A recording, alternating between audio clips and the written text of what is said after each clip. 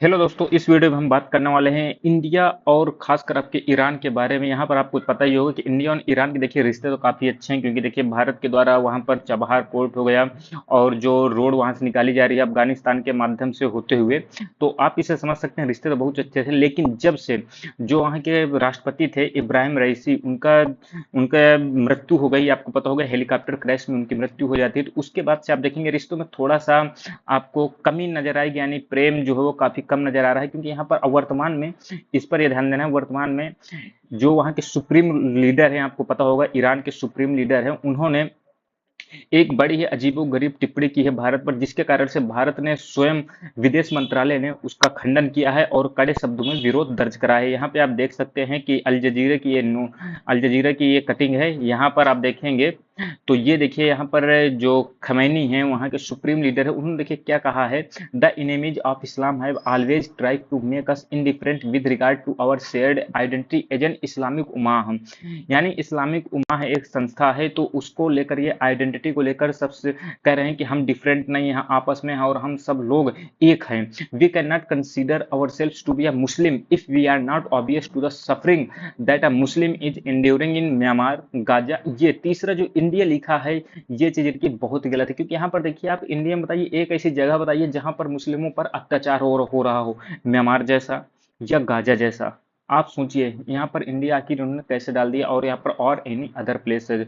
यहाँ पर देखिए इन्होंने चाइना नहीं डाला है, कि चाइना में आपको पता होगा कि जिनजियांग प्रोविंस में कैसे हाल होते हैं, उनको कैसे रखा जाता है, लेकिन उस पर इनकी हिम्मत नहीं है बोलने की, क्योंकि चाइना इनको क्या कहते हैं, फंसा देगा। क्योंकि वो देखिए सेकंड पावर है इकोनॉमिक रूप से, यूएसए के बाद वही आता है, तो उस पर इनकी हिम्मत नहीं है कि उनके खिलाफ ये बोल सके। लेकिन भारत एक सॉफ्ट टारगेट बन जाता है, क्योंकि भारत देखिए काफी सहिष्णु देश है। आप देखिए खुद देखते होंगे, हम लोग विरोध भी, अरे यार ठीक है चलो कोई नहीं, हम लोग मतलब जल्दी विरोध भी नहीं दर्ज कराते यदि हमारे देश के खिलाफ कोई बोलता है, या हमारी जो आदतें हैं, जो हमारा कल्चर है, उस पर अगर कोई भी हमारे यहाँ कुठाराघात करता है, तो हम उसका क्या कहते हैं, रिस्पॉन्स अच्छे से नहीं देते हैं कि हम उसका विरोध दर्ज कराएं। तो इसके कारण से बहुत ज्यादा सॉफ्ट एक टारगेट हो जाता है विदेशी देशों के लिए। और सबसे बड़ी बात, यहाँ पर देखिए इंडिया का नाम जुड़ जाएगा तो उसकी फैन फॉलोइंग अलग हो जाएगी, उनकी बात दूर तक पहुंचेगी। क्योंकि भारत देखिए 140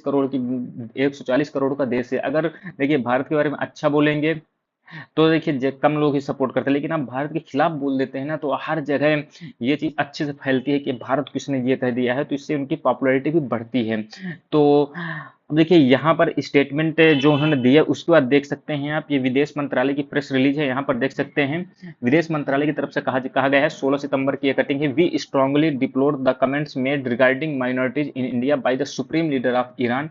these are misinformed and unacceptable. Countries commenting on minorities are advised to look at their own record before making any observation about others. ये देखिए बहुत ही कठोर यहाँ पर विरोध दर्ज कराया गया है भारत की तरफ से। ये भी कहा गया है कि आप स्वयं को पहले देखिए आपके देश में क्या हो रहा है। ईरान में आप लोगों ने देखा होगा महिलाओं के खिलाफ उनके जो अधिकारों को लेकर कैसे वो लोग धरना दे रहे थे, कैसे उन्हें मारा पीटा गया था, उनकी हत्याएं की गई थी, उन्हें जेलों में बंद रखा गया था। तो आप समझ सकते हैं कैसी क्या स्थिति थी।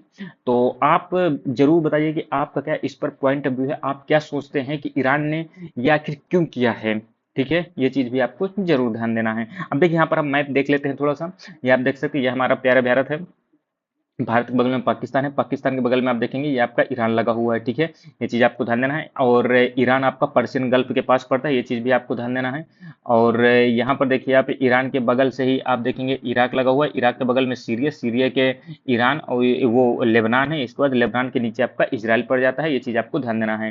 ठीक है, तो यहाँ पर देखिए आपको मैप भी याद होना चाहिए। ठीक है, ये आपका देखिए इथोपिया, सोमालिया, जिबूती और इरिट्रिया, ये तो आपके देखिए कहीं में आते हैं, तो ये आपका हॉर्न ऑफ अफ्रीका में आते हैं। ठीक है, ईरान में ही देखिए आपका जैग्रोस माउंटेन्स है और आपके एल्ब्रुज माउंटेन्स भी आपके यहीं पर है, ये चीज भी आपको ध्यान देना है। ठीक है, और आपके लिए क्या यहाँ पर इंपॉर्टेंट है, यहाँ पर देखिए रेड सी आप देख सकते हैं, तो रेड सी ध्यान दीजिएगा। रेड सी और आपके मेडिटेरेनियन सी को कौन जोड़ता है, तो सुएज कैनाल जोड़ते हैं, ये चीज आपको ध्यान देना है। ठीक है, और मेडिटेरेनियन सी को और अटलांटिक ओशियन को कौन जोड़ता है? तो ये आप कमेंट बॉक्स में बताइए कौन सी स्टेट है जो इन्हें जोड़ने का काम करती है। तो ये इंपॉर्टेंट वीडियो थे, मुझे उम्मीद है आपको समझ में आया होगा। यदि आपको कोई भी कंफ्यूजन है तो आप कमेंट बॉक्स में पूछ सकते हैं, और आपका क्या इस पर विचार है ये भी आप जरूर बताइएगा।